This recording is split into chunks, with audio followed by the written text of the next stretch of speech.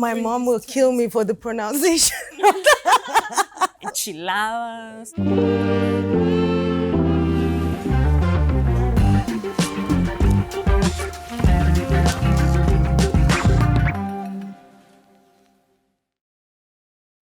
I'm really excited to present to you pozole, which is a Mexican dish.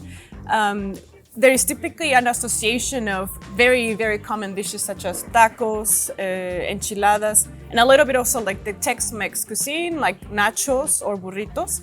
But pozole is one of the most authentic dishes in Mexico.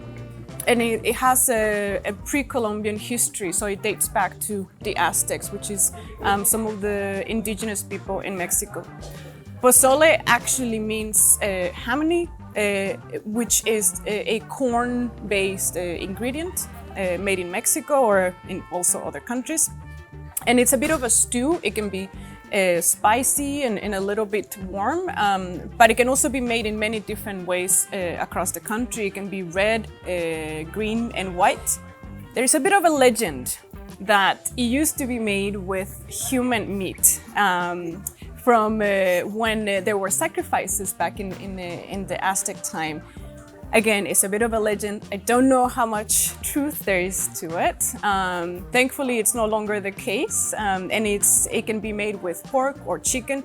It can also be done in a vegetarian version, but my favorite is chicken. And I'm really excited for you to try it because then you'll get to have a bit more of an authentic Mexican food.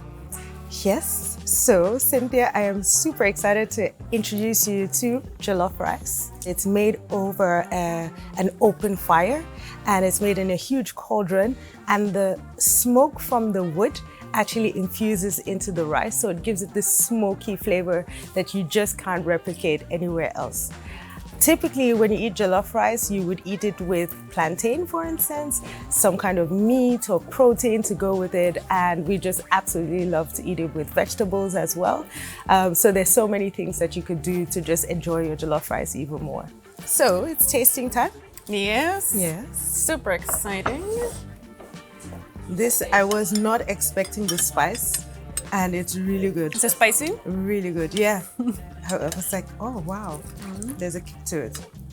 Okay, this is going to be tricky.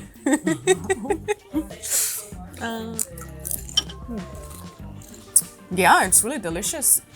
Thank you. What do you think of pozole? I love it. It is so spicy. Actually, we have some sayings in Mexico. For instance, some people will say, oh, eat another pozole, because it is a bit of a comfort food and something that it's not so good for weight watching. I can also tell you a little bit more about food and traditions in Mexico. And a lot of people, when I moved to Denmark, they were like, oh, can you make some of those tacos that are really good? And I was like, well, tacos are really a street food. So it's not something that you will make at home, actually. It's something that you go and buy in some of these food carts. So I don't even know how to make tacos. And this can seem a little bit like, what?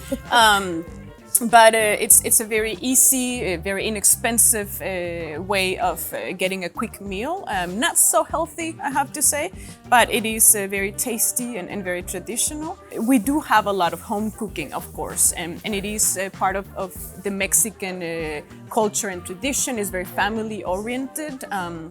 So you will usually have dinner, we have it quite early during the day. It's actually between 3 and 4 p.m. that dinner is eaten. And it's when kids have come from school and it's family time and everyone sits at the table.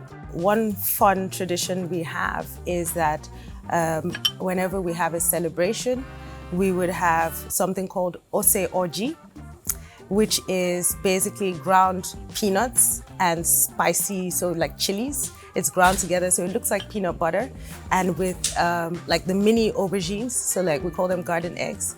And then we have these big nuts called cola nuts, and that is like the most typical, and it's just a critical food to have at the event.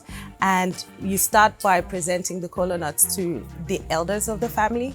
So whoever the oldest, especially male family member, they would break it and say a prayer over it, and then you would share it to all the adult guests that are attending. And then you would bring out the ose orji with the garden eggs, and then people get to eat that.